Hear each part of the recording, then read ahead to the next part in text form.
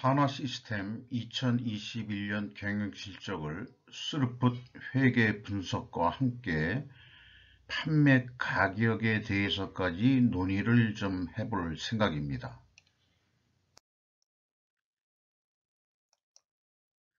먼저 주가를 보면은 16,450원으로서 982원이 2020년 말보다 상승했는데요. 그러나 장부가격 대비로는 136%로 떨어졌습니다. 이것은 이 자본금이 증가한 결과로 나타난 산출률이 되겠습니다. 5% 이상 주주명을 보면은 하나 에어로스페이스가 46.73%, 하나 에너지가 12.8%, 국민연금이 들어와 있고요. 손익 내용으로 와서 매출은 2조 원을 달성했습니다. 전년보다도 28%가 증가했는데 그에 반해서 매출에 비례하는 매출 재료비는 1조 원으로서 전년보다 45.8%나 크게 증가했습니다. 그 결과 스루풋은 13.5%가 증가했고요. 스루풋율로는 6.2%가 하락했습니다. 이 스루풋율에 하락했음에도 TOE 생산성 상승의 원인은 무엇일까 하는 것을 결국 좀 추적해보자 그런 질문을 던지게 되는 손익 내용이 되겠습니다. 운영비용은 7.9% 증가했고요. 그 결과 TOE 생산성은 1.14로서 전년보다 0.06포인트가 상승했습니다.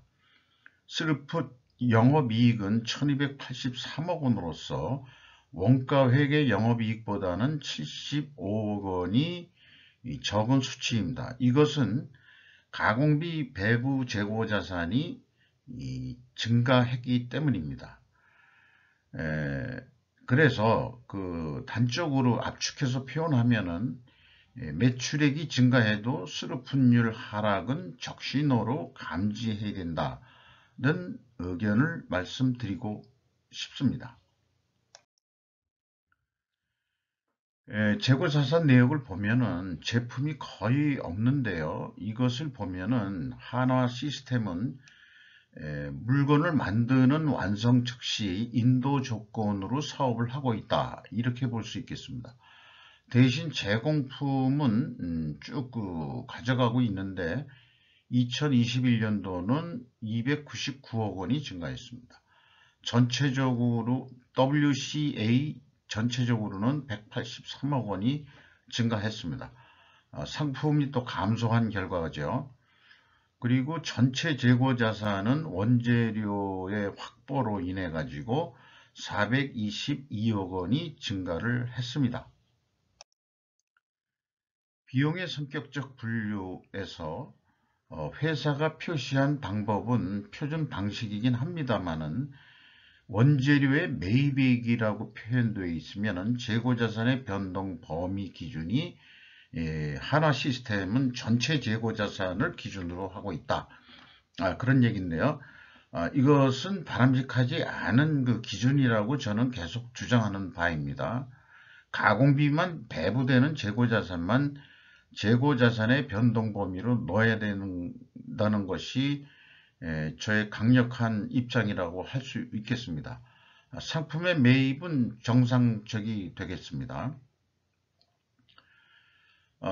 전체 비용을 MC와 OE로 크게 디커플링해서 산출을 해서 스루풋으로 활용하고 있는데요.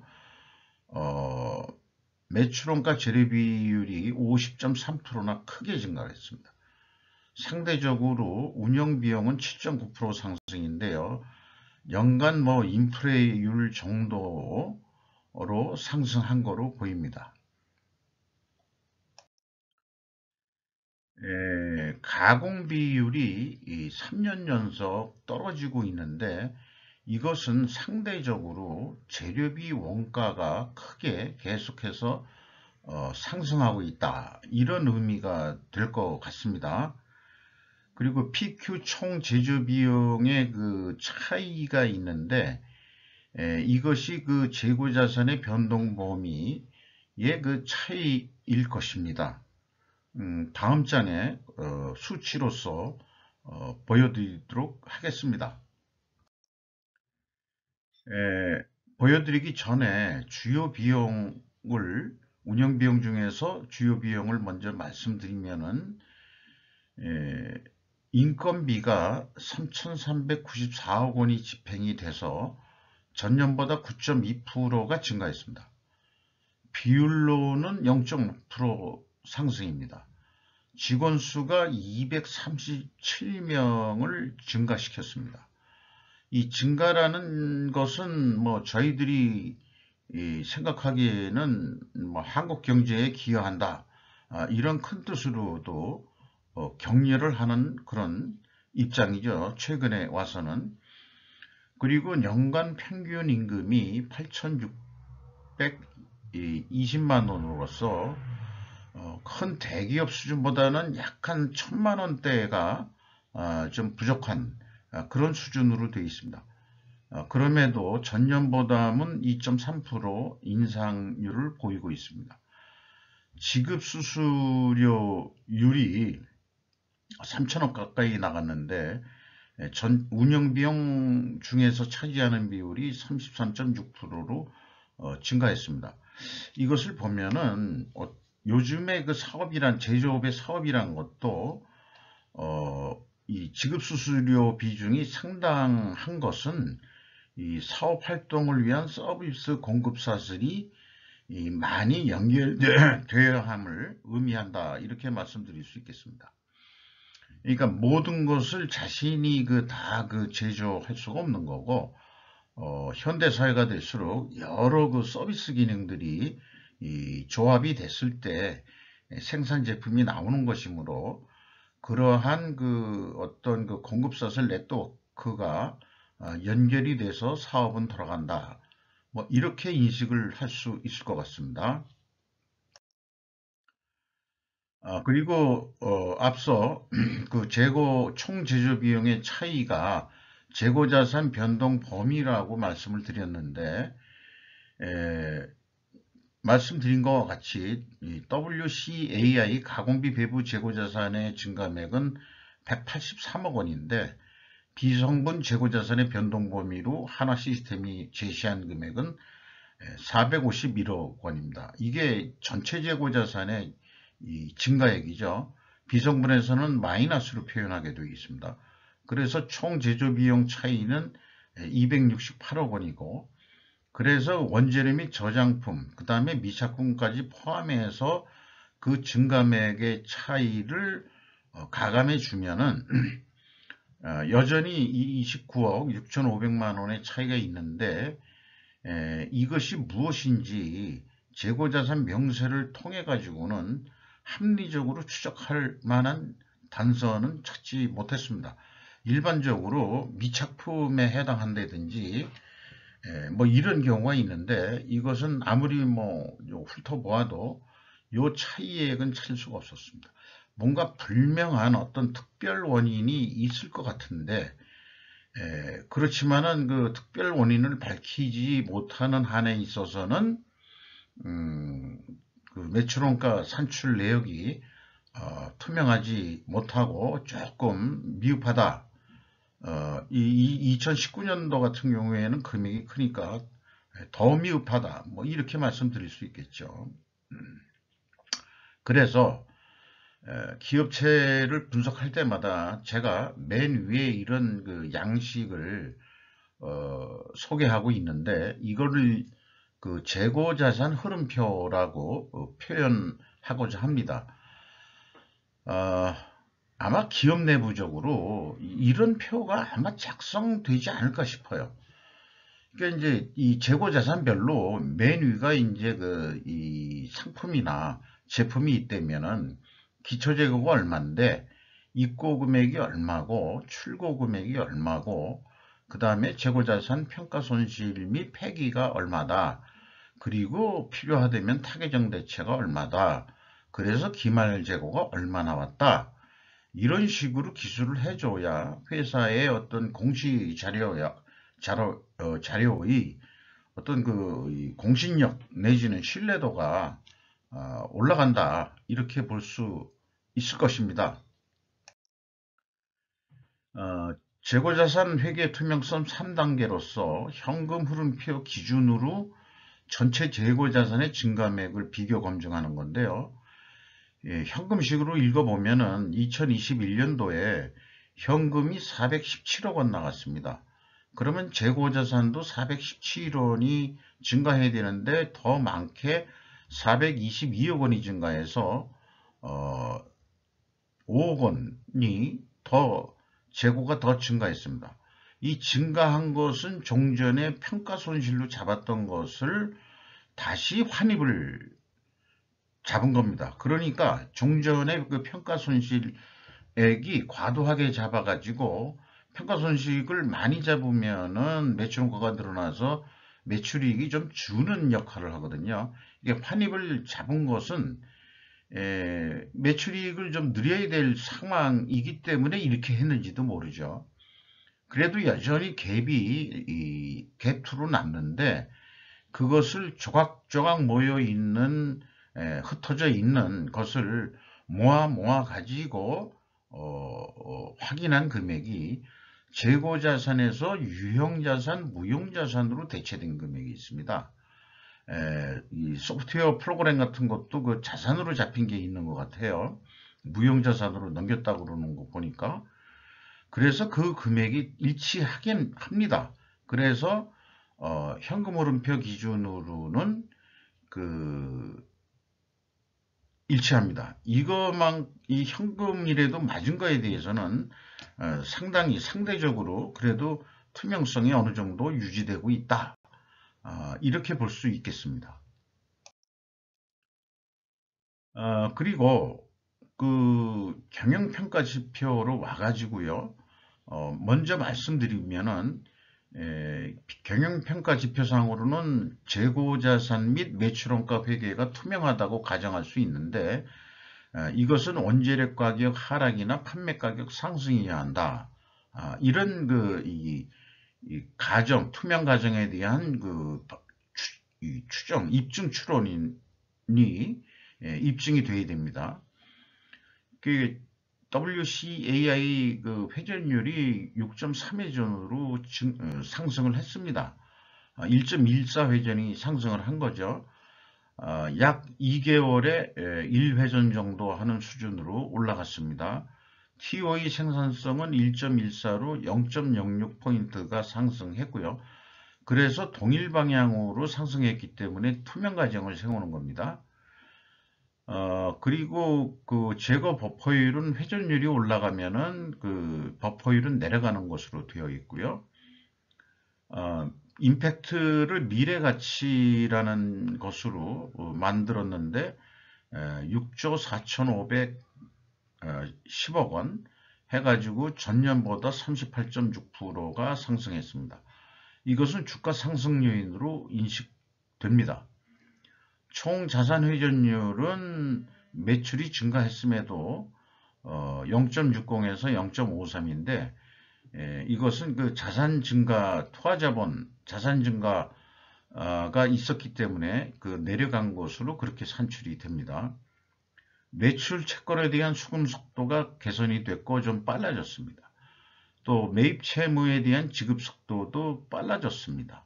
이것은 고무적인 일이라고 할 수 있겠습니다.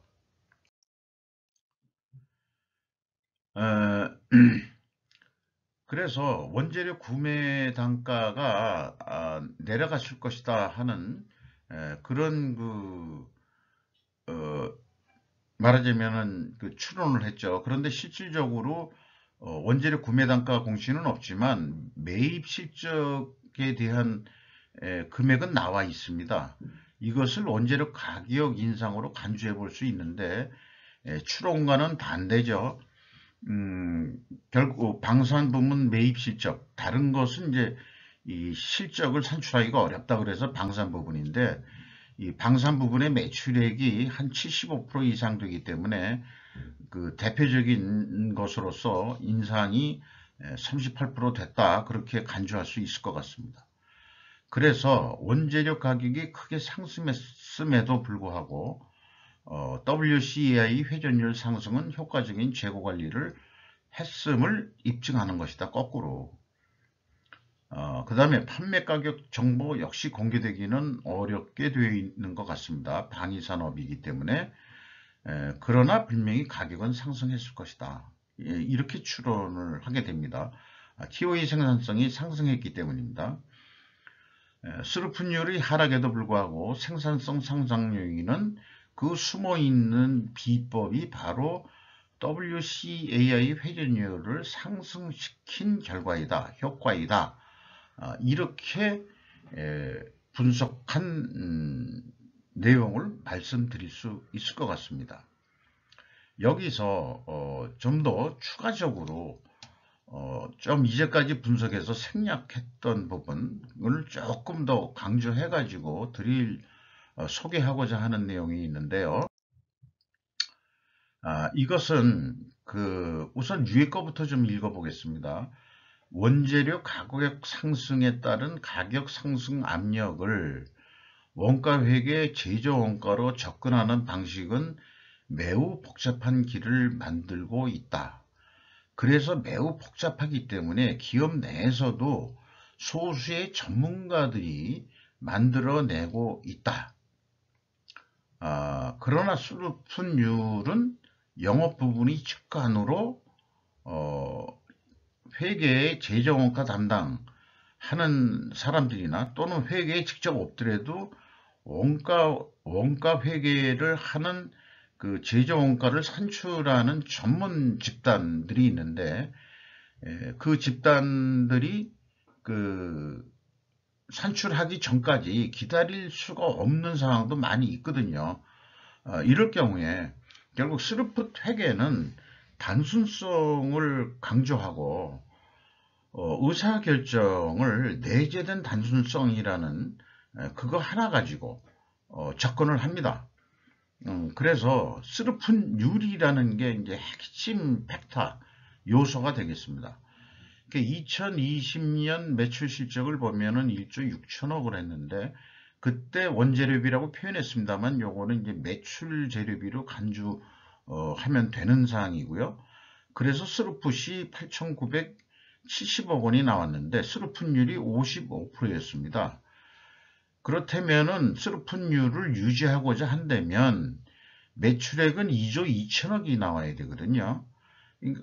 그거가 어떻게 해서 나오게 되는 거냐 그러면은, 제가 이거 산식을 만든 거를 그대로 옮겨온 건데, 원재료비가 38%가 인상됐다고 간주를 하고, 그리고 또 방산 부분의 그 매입액이 그만큼 증가했으니까 38% 증가했다고 보고 산출을 하면은 1조 원이 나옵니다. 그러면은 이렇게 되거든요. 그러면은 그 매출 실적을 얼마나 올려야 될 거냐? 매출 실적을 산출하는 방법은 여기 A풀의 판매 가격 결정인데, 현재 판매가에서 원재료 인상률에다가 증분된 델타 스루풋율을 더한 거로 곱해버리면은 2021년도 매출 목표가 나오게 됩니다. 그래서 여기에서 그 원재료비는 인상된 부분이 나올 테니까 스루풋이 1조 2천억이 나오고, 그러면은 스루풋율은 55%로 유지되는 것으로 이렇게 볼 수 있습니다. 그러니까 요 밑에 인상률을 보면은 똑같이 38%로 이 한화 시스템은 계산이 되거든요. 그러니까 외부에다가 얘기할 때는 주로 그 방위산업청에서 구매를 한다고 그러면은 원재료 가격 인상분만큼만 반영해 줘라, 이렇게 영업은 요구해야 되지 않겠냐. 우리 회사가 운영비용도 있다, 인건비도 매년 인상이 돼야 되고 다른 기타 경비도 인플레 요인 때문에 계속 증가하지만 우리가 많이 올려달라는 게 아니다. 원재료만큼은 이게 구입하는 단가 아니냐, 우리가. 그래도 싸게 구매하려고 노력하는 건데, 이 구매 가격에 대해서는 시장 조사를 해봐도 알지만 우리가 그것을 부풀려서 원재료 가격을 방위산업청에 제시하지는 않는 기업이다. 이걸 강조해야 되고 신뢰를 줘야 되겠죠. 그러면 충분히 구매하는 입장에서는 결제를 내기도 좋을 겁니다. 왜냐면은 그 원재료 가격 인상분만 반영해 주는 겁니다. 이렇게 얘기하면 되거든요. 구매 담당자가요. 발주 담당자라고 얘기할 수도 있고 발주처 라고 얘기할 수도 있고 실무자 입장에서는 그렇게 내부 결제를 승인을 받을 수 있을 겁니다. 근데 실적은 2조 원밖에 못했거든요. 그러면은 28%만 증가가 된 겁니다. 그러니까 38% 정도 올렸어야 되는데 28% 정도뿐이 못 올렸으니까 스르픈율이 하락을 했던 거죠. 그래서 스르픈율이 55% 정도는 유지해 줘야 되는데 이게 2020년 실적 정도는 나와줘야 되는 거 아니냐. 그런데 이제 49%로 떨어졌다 이거죠. 실제 결산 내역은. 그래서 이 하나 시스템 얘기만이 아니고 기업이 또 살아야 국가 경제도 돌아가고 그 다음에 직원 수도 고용을 해서 임금 인상도 올려주고 계속 어떤 경제 발전의 모티브가 될 수 있는 거 아니겠느냐 이런 의미에서 드리는 말씀이고요. 이게 판매 전략으로도 충분히 가능한 얘기가 될 것입니다. 스루프 세계는 제조 원가를 담당하는 제조 원가 패러다임에서 완전히 이 의식 전환을 해가지고 인식을 전환해서 단순하게 스루픈율 정도하고 재료비만 가지고도 충분히 판매 가격을 이 의사결정해서 견적을 낼 수 있고 그렇게 될 수 있을 겁니다.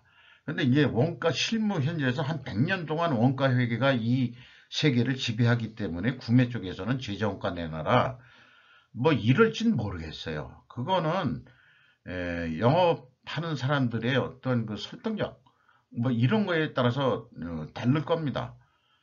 그리고 제조 원가를 내기 전에도 원재료 가격만 입증을 해주고 인상률만 현재 납품 단가에서 올려주세요 라고 하면은 될 거 아니냐. 제 얘기는 그런 얘기거든요. 그래서 A프렌이라는 판매 가격 결정 산식을 제가 정리를 한 거고요. B프렌 판매 결정이라는 것도 만들어 봤는데 현재 판매 가격이 높은 가격이지 비싼 가격이지 난 모르겠어. 나는 새롭게 시작하는데 원재료 가격부터 시작을 해보자. 그러면은 이제 거꾸로 그 원재료 가격에다가 원재료 가격 인상률을 더하고 목표 스루픈율을 더하고 그 다음에 종전 스루픈율은 인정을 해야 되고 거기다가 증분된 델타 스루픈율을 더해가지고 곱하면은 A프렌 판매 가격과 B프렌 판매 가격 실제 산출을 해보면은 유사하게 나오고요. B프렌이 약간 작게 나옵니다. 그러니까는 A프렌이 있고 B프렌이 있는데 A프렌이 안 되면은 B프렌으로도 들이 좀 밀어볼 수 있는 거다. 그리고 또 C프렌이 또 있습니다. 손익분기점 산출하는 방식으로 또 접근하는 건데요. 그건 나중에 기회가 있으면은 좀 말씀을 또 드리도록 하겠습니다. 현금 재무제표로 와서요. 캐펙스 자본적 지출은 2,380억 원을 투자했습니다. 종속기업 투자율은 6.2%고요. EAT 세후 현금 순이익은 2,569억 원입니다. 순이익률로서는 11%로 전년보다 10%가 하락했습니다. 주가 하락 요인으로 이거는 또 작용한다고 볼 수 있겠습니다. 채권자한테 419억 원을 갚아가지고 레버리지율은 2.6%로 떨어졌습니다. 부채는 거의 낮게 가져가고 있는 2019년 12.6%에서 거의 부채를 없애가는 과정입니다. 이미 하는 기준금리가 인상 조짐을 보이고 그런 것을 감지했다고 그렇게 생각이 됩니다. 그리고 주주잉여 현금 흐름은 거꾸로 자본을 1조 원 더 집어넣습니다. 주주들이. 유상증자가 주요 내용이 되겠습니다. 그 다음에 FEM 최종 319억 원의 현금이 유입이 됐다. 이렇게 표현할 수 있겠습니다. 현금 버퍼율은 84.4%로 유상증자로 들어온 돈이 아직 투자처가 2022년도에 집행이 될 것으로 그렇게 생각을 합니다. REM 이익잉여금은 내려갔습니다. 19%에서 13.2%. 또 자본 증가에 의한 낮게 산출되는 원인이 되겠습니다. 누적 자본 성장률도 자본 증자에 의해 가지고 이것도 좀 내려간 거로 산출이 됩니다. 주주잉여 현금 내역은 아까 1조 원이었는데 거기에 유상증자가 1조 1,535억 원이 유상증자가 됐고요. 나머지 주식 매수 선택권, 그 다음에 자기 주식 산 거, 그 다음에 연차 배당 이런 내용으로 구성되어 있습니다.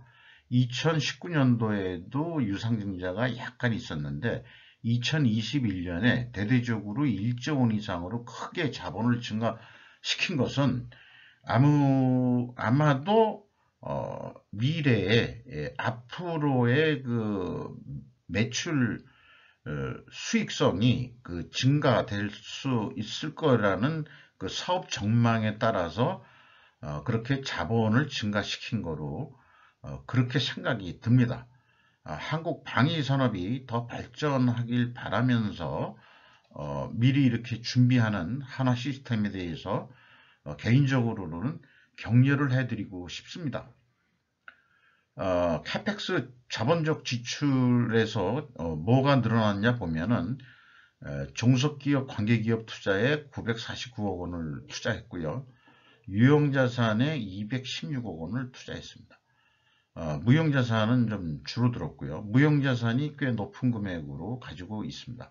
이상 길었습니다만은 한화 시스템에 대한 2021년 결산 분석 내용과 향후의 판매 전략, 판매 가격이라고 했지만은 판매 전략을 어떻게 가져갈 것이냐 라는 데까지 분석을 통해서 그 해석을 통해서 향후의 전략을 판매 전략을 세워보는 것까지 설명을 해봤습니다. 감사합니다.